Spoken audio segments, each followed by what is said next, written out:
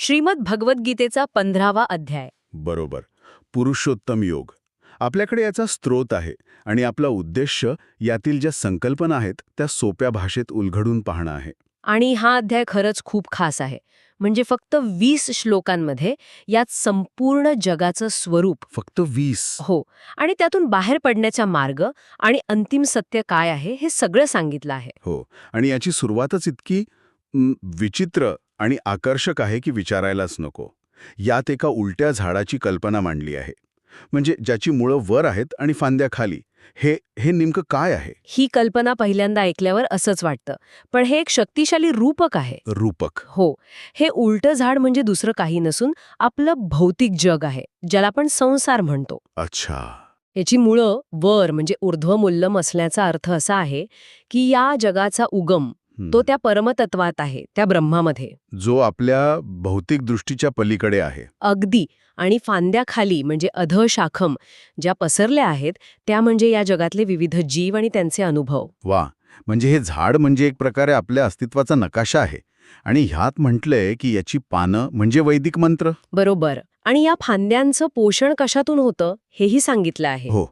त्या 3 गुणांनी म्हणजे सत्व, रज आणि तम यांनी पोसल्या जातात, ज्याला गुणप्रवृद्धाः म्हटलंय. आणि या फांद्यांना जे कोवळे कोंब फुटतात ते म्हणजे इंद्रियांचे विषय, विषय प्रवालाः. इंद्रियांचे विषय म्हणजे ज्या गोष्टी आपल्याला आकर्षित करतात त्या. हो, जसं की चविष्ट अन्न, सुंदर दृश्य, मधुर संगीत. म्हणजे जर मी एखाद्या गोष्टीकडे खूप आकर्षित होत असेन तर ती त्या झाडाची एक नवीन कोवळी फांदी फुटल्यासारखं आहे. आणि त्याला धरून मी आणखीनच अडकत जातो. तुम्ही अगदी अचूक पकडलंय. इतकंच नाही तर ह्या झाडाला खाली म्हणजे या मनुष्य लोकातही मुळं फुटतात. हो का? हो. आणि ती आहेत कर्माच्या बंधनांची. अरे देवा. म्हणजे कर्मानुबंधिनी. आपण जे कर्म करतो त्याची मुळं इथेच रुजतात आणि आपल्याला याच जगात, याच झाडात अडकवून ठेवतात. म्हणजे हे एक असं जाळं आहे ज्याचा उगम वर कुठेतरी आहे, पण ते आपल्याला खाली कर्माच्या मुळांनी जकळून ठेवतं. आणि सगळ्यात भीतीदायक गोष्ट म्हणजे यात म्हटलंय की या झाडाचा आरंभ, अंत किंवा निश्चित आधार सापडत नाही. बरोबर. म्हणजे आपण नक्की कुठे अडकलो हेच कळायला मार्ग नाही. हे तर खूपच निराशाजनक वाटतंय की नाही? वरकरणी पाहिलं तर वाटू शकतं, पण गीता फक्त समस्या सांगत नाही, त्यावर उपायही सांगते. हो.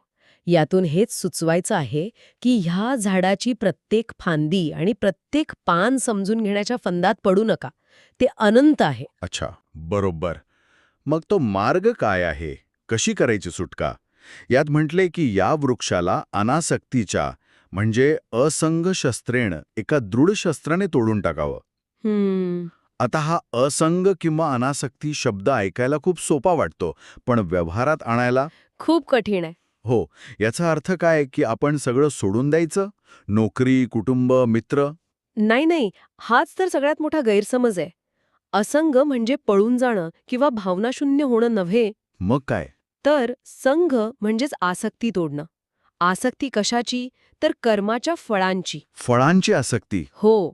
आपण जे काही करतो त्यातून मला काय मिळेल ह्या अपेक्षेची जी घट्ट पकड असते ती ढिली करणं म्हणजे अनासक्ती. एक मिनिट. म्हणजे झाड तोडायचं, पण याच झाडाची मुळं तर त्या परमतत्वात आहेत. हो. मग झाड तोडणं म्हणजे उगमाशी संबंध तोडण्यासारखं नाही का? यात मला एक विरोधाभास जाणवतोय. खूप छान प्रश्न आहे. नाही, इथे झाड तोडणं म्हणजे जगाचा विनाश करणं नाही, तर जगाशी असलेल्या आपल्या चुकीच्या संबंधांना म्हणजे आसक्तीला तोडणं आहे. अच्छा. आपण झाडाला चिकटून राहण्याऐवजी झाडाच्या उगमाचा म्हणजेच त्या परमपदाचा शोध घ्यावा असं सांगितलं आहे. तत्पदम तत्परिमार्गितव्यम. त्या पदाचा शोध घेतला पाहिजे. जिथे गेल्यावर कोणी परत येत नाही. बरोबर. म्हणजे आपलं लक्ष फांद्यांवरून आणि फळांवरून हटवून थेट मुळांच्या उगमाकडे न्यायचं. त्या आदिपुरुषाला शरण जायचं, ज्याच्यापासून हे सगळं सुरू झालं. अगदी. हे तर म्हणजे समस्येवर वरवर उपाय करण्याऐवजी थेट सोर्स कोडमध्ये जाऊन बदल करण्यासारखं आहे. अप्रतिम उपमा. अगदी तेच. आणि जे हे पद प्राप्त करतात त्यांची काही लक्षणंही सांगितली आहेत. काय आहेत ती? ते मान आणि मोहापासून मुक्त असतात. त्यांनी आसक्तीवर विजय मिळवलेला असतो आणि ते सुख, दुःख, मान, अपमान यांसारख्या द्वंद्वातून मुक्त झालेले असतात. ठीक आहे. म्हणजे आधी समस्या समजली, हे उलटं झाड. त्यावरचा उपायही कळला, अनासक्तीचं शस्त्र. आता ध्येयाबद्दल बोलूया. हं, हे जे परमपद आहे हं. त्याचं वर्णन खूपच अमूर्त आहे. हो. असं म्हटलंय की त्याला सूर्य, चंद्र किंवा अग्नी काहीही प्रकाशित करू शकत नाही. हं. हे कसं शक्य आहे? प्रकाशाशिवाय जाडा कशी असू शकते? कारण ते भौतिक जग नाही. आपले डोळे, आपलं विज्ञान हे सगळं भौतिक प्रकाशावर अवलंबून आहे, बरोबर ना? हो, बरोबर. पण ज्या परमसत्याबद्दल इथे बोललं जातंय ते स्वप्रकाशित आहे. त्याला प्रकाशित होण्यासाठी दुसऱ्या कशाचीही गरज नाही. अरे वा. तेच चेतनेचा, अस्तित्वाचा अंतिम स्रोत आहे. तत् धाम परमं मम.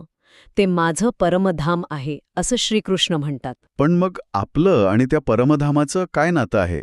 म्हणजे आपण तर या जगातल्या झाडात अडकलेले जीव आहोत. आपला त्या स्वप्रकाशित सत्याशी काही संबंध आहे का? नक्कीच आहे. आणि हे या अध्यायातलं सर्वात सुंदर सत्य आहे असं मला वाटतं. हो का? हो. पुढे म्हटलं आहे की ममे वांशो जीवलोके जीवभूतः सनातनः. म्हणजे या जगातला प्रत्येक जीव हा त्या परमात्म्याचाच एक सनातन अंश आहे. काय सांगताय? म्हणजे आपण त्या परमसत्याचेच एक भाग आहोत. हो. ही कल्पनाच किती विलक्षण आहे. म्हणजे आपण त्या दिव्य प्रकाशाचेच एक किरण आहोत, जे सध्या या सांसारिक झाडाच्या धुक्यात हरवले आहेत. छान. पण मग आपण इथे अडकलो कसे? कारण तो अंश प्रकृतीत आल्यावर मन आणि 5 इंद्रियांना स्वतःकडे आकर्षित करतो आणि त्यांच्याशी स्वतःला जोडून घेतो. आणि मग एका शरीरातून दुसऱ्या शरीरात जाताना तो या मन आणि इंद्रियांना सोबत घेऊन जातो. यासाठी एक अप्रतिम उदाहरण दिलं आहे. हो, ते वाऱ्याचं. वायुर्गंधानिवाशयात. अगदी. जसा वारा फुलांमधून सुगंध घेऊन जातो, तसा आत्मा एका शरीरातून दुसऱ्या शरीरात जाताना मन आणि इंद्रियांना घेऊन जातो. बरोबर. म्हणजे आपल्या वासना, आपले विचार हे सुद्धा असेच पुढच्या प्रवासात सोबत येतात. ही कल्पनाच आपल्या कर्मांना किती वजन देते. अगदी बरोबर. आणि हे स्थित्यांतर अज्ञानी लोकांना दिसत नाही. पण ज्यांच्याकडे ज्ञानाचे डोळे आहेत त्या ज्ञानचक्षूंना ते स्पष्ट दिसतं. तर आपण आत्तापर्यंत एका अमूर्त परमधामाबद्दल बोलत होतो. पण मग अध्याय अचानक एक वेगळंच वळण घेतो. तो सांगतो की हाच परमात्मा सूर्य, चंद्र आणि अग्नीमध्ये तेज रूपाने आहे. हे कसं जोडायचं? बरोबर.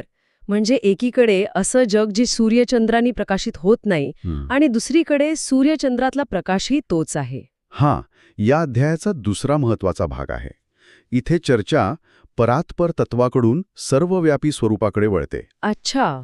परमात्मा केवळ एक दूरचं अंतिम ध्येय नाही, तर तो प्रत्येक गोष्टीत, प्रत्येक क्षणी उपस्थित आहे. तो केवळ जगाच्या पलीकडे नाही, तर जगाच्या आतही आहे. म्हणजे ट्रान्सेंडंट वरून इम्मिनंटकडे येण्यासारखं आहे. वा. अगदी. सूर्याचं तेज, चंद्राचा शीतल प्रकाश, अग्नीची दाहकता ही सगळी त्याची रूपं आहेत. इत प्रवेश करून सर्व भूतांना धारण करतो आणि रसमय चंद्र बनून वनस्पतींचं पोषण करतो. होय.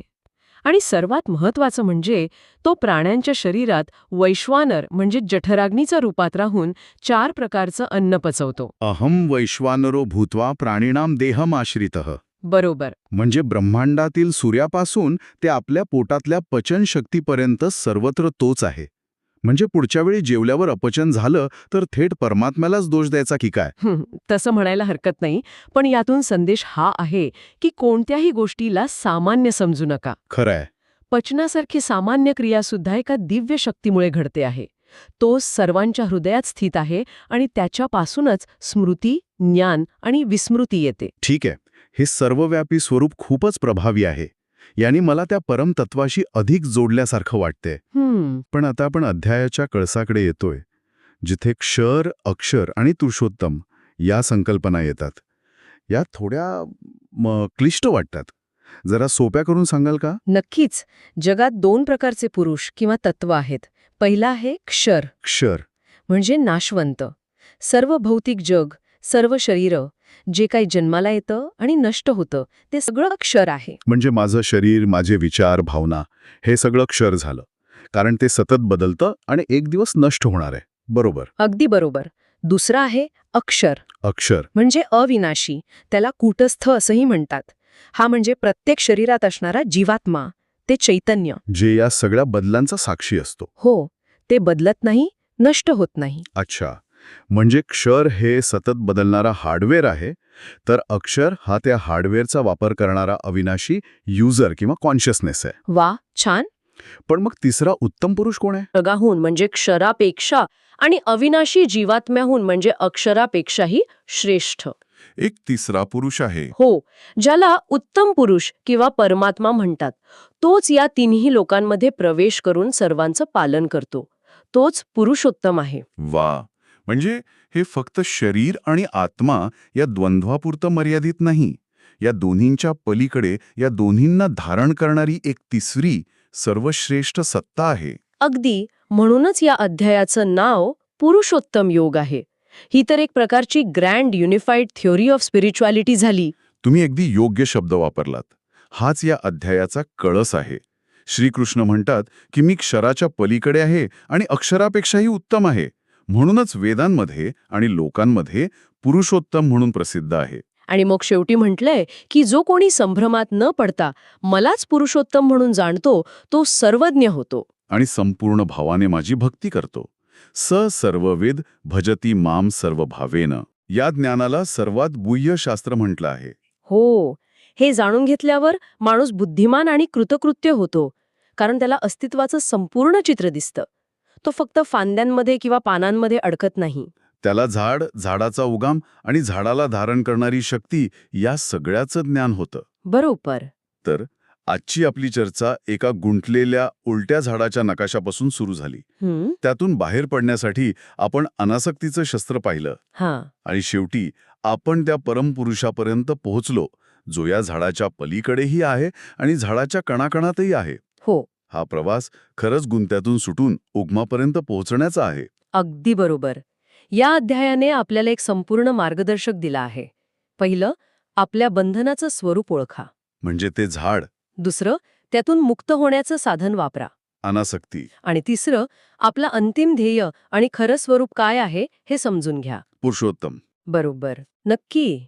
या अध्यायात म्हटलं आहे की आत्मा, मन आणि इंद्रियांना एका शरीरातून दुसऱ्या शरीरात वाऱ्याने सुगंध न्यावा तसे घेऊन जातो. हो. जर आपली चेतना आणि आपल्या वृत्ती एका प्रवासासारख्या असतील, तर मग आपण रोजच्या जीवनात कोणत्या प्रकारचा सुगंध जमा करत आहोत? आपल्या कर्मांचा, विचारांचा आणि आसक्तीचा सुगंध कसा असेल? आणि तो आपल्याला पुढच्या प्रवासात कुठे घेऊन जाईल यावर नक्की विचार करण्यासारखा आहे. खूपच छान विचार आहे. आजच्या या सखोल चर्चेत सहभागी झाल्याबद्दल खूप खूप धन्यवाद. धन्यवाद.